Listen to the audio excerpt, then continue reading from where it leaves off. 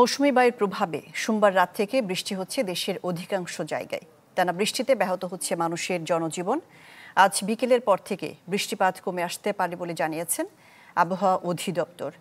২৪ ঘন্টায় ৭৭ মিলিমিটার বৃষ্টি হয়েছে রাজধানীতে। বাংলাদেশের শক্তিশালী থার্মিক স্টিল বার ফেমাস স্টিল লিমিটেড। চলছে সর্বোচ্চ বৃষ্টিপাতের মাস জুলাই, তাই আকাশে আষাঢ়ের মেঘের ঘন ঘটা, সাথে অঝোর ধারা। সোমবার রাত থেকেই হালকা থেকে মাঝারি বৃষ্টি ঝরছে ঢাকাসহ দেশের বিভিন্ন এলাকায়।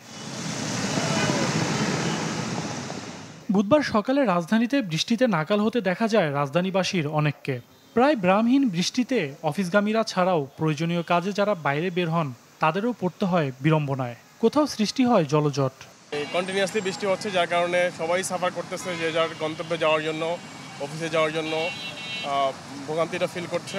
অফিসে যাতায়াতে তো প্রচুর সমস্যা হয়ে গিয়েছে, রাস্তায় গাড়ি ঘোড়াও তুলনামূলক কম। যে বৃষ্টি হচ্ছে দেখছেন খাড়ায় আছে, কোনো টিপ টাইপ নাই, বসে আছে। ভিতরের রাস্তাগুলো পানিতে ভরাট, যেমন আমাদের সমস্যা হচ্ছে, মোটরগুলোর পানি ঢুকে নষ্ট হয়ে যাচ্ছে। আবহাওয়া অধিদপ্তর জানিয়েছে সক্রিয় মৌসুমি বায়ু পশ্চিমবঙ্গ হয়ে ভারতের দিকে সরে যাওয়ায় কমবে এ দফায় বৃষ্টিপাত।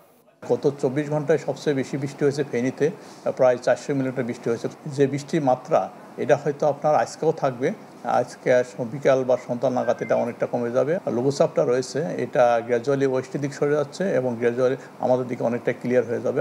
২০০৫ সালে একদিনে সর্বোচ্চ ৪২০ মিলিমিটার বৃষ্টির পরে এবার দ্বিতীয় সর্বোচ্চ ৪০০ মিলিমিটার রেকর্ড করা হয়েছে বলে জানিয়েছে আবহাওয়া অধিদপ্তর। সজল সাইক, চ্যানেল 24, ঢাকা।